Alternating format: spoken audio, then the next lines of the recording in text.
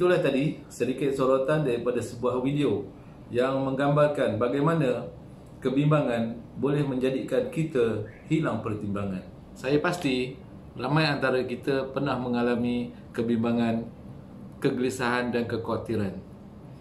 Tetapi bagaimana untuk kita kembali mendapatkan kegembiraan semula?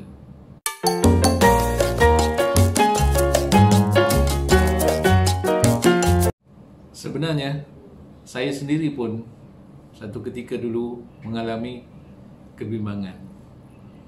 Nak berhadapan dengan kamera ini pun saya bimbang. Saya tengok muka saya sendiri depan skrin, saya dah mula bimbang. Apa akan jadi apabila saya postkan video-video saya? Saya terbayangkan berbagai-bagai perkara. Tetapi saya tak tahu. Akhirnya saya tak tahu apa yang saya bimbangkan. Ada satu peristiwa yang menjadikan saya mampu keluar daripada kebimbangan. Peristiwa ini berlaku pada sekitar tahun 90-an, ketika saya bekerja dalam sebuah syarikat.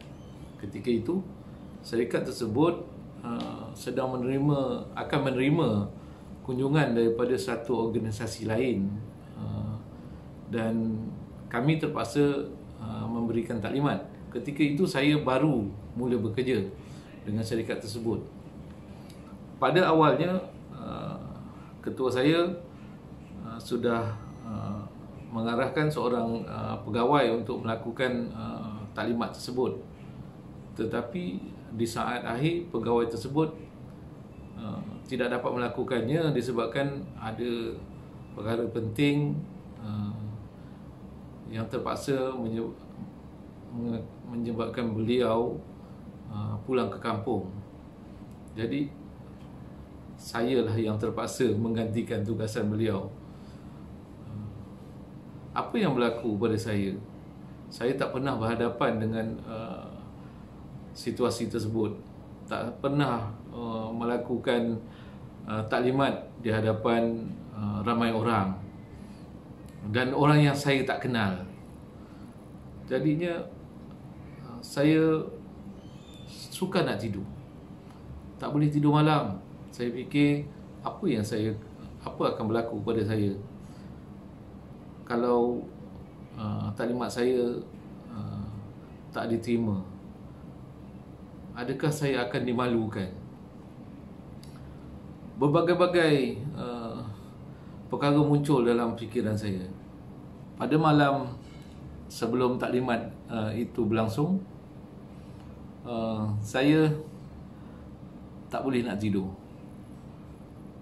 Saya sentiasa terbayangkan ketika saya sedang melakukan taklimat,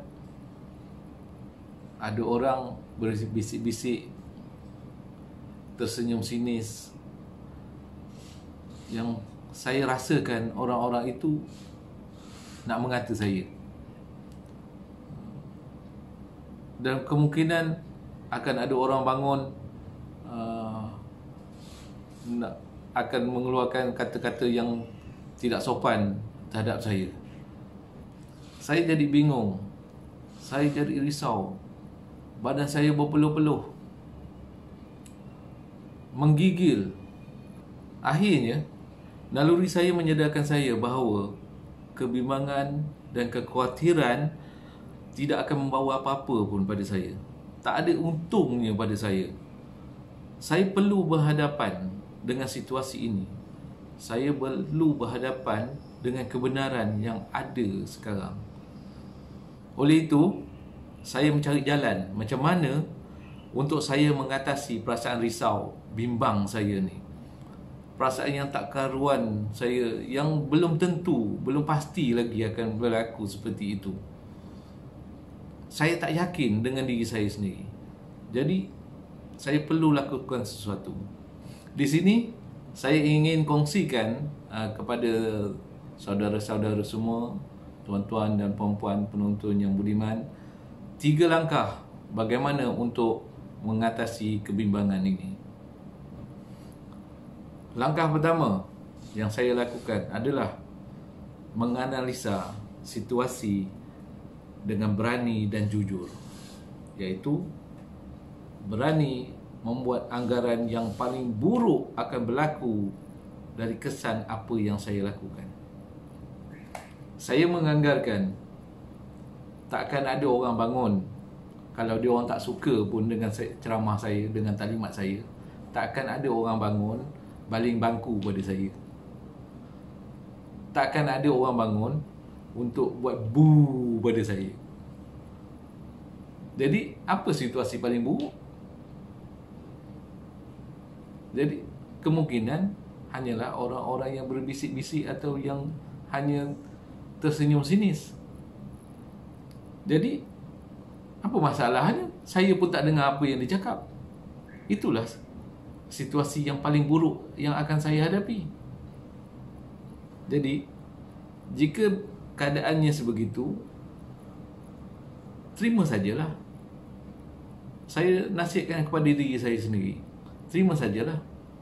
Apa yang saya boleh buat ketika itu? Ketika saya beri taklimat, ada orang tersenyum sinis, berbisik-bisik, saya tak dengar pun, saya tak tahu pun dia senyum apa, dia berbisik apa. Jadi, biar sajalah.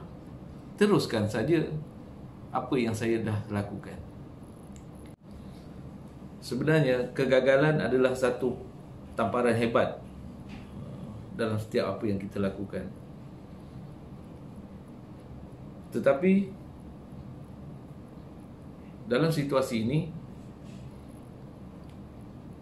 saya tak mungkin hilang pekerjaan disebabkan kelemahan saya dalam membuat taklimat. Dari sudut majikan pula, mereka sudah bersetuju untuk melantik saya sebagai orang yang bertanggungjawab memberikan taklimat tersebut. Dan ini juga adalah satu latihan kepada saya sebagai orang yang baru dalam organisasi tersebut. Langkah kedua, setelah kita menerima kemungkinan perkara yang paling buruk akan berlaku, kita haruslah menerimanya. Setelah saya menerima kemungkinan yang paling buruk yang boleh terjadi kepada saya setuju menerimanya. Saya mengalami satu peristiwa yang amat penting. Dari situ, tiba-tiba saya menjadi sangat lega. Saya merasa sangat damai dalam jiwa. Okey, ini langkah yang ketiga dan langkah yang sangat penting.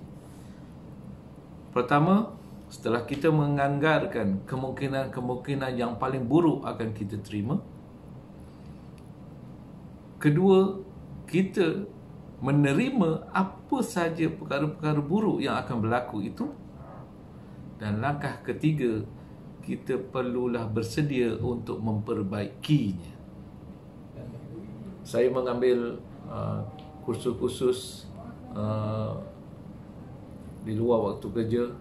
Ada yang masa saya ambil cuti, habiskan cuti saya gunakan wang daripada gaji saya untuk saya bayar kepada organisasi yang menyediakan latihan. Sehinggalah saya terlibat secara aktif dalam bidang latihan dan juga motivasi. Ini adalah sebahagian gambar-gambar latihan yang telah saya buat pada tahun-tahun sebelum ini.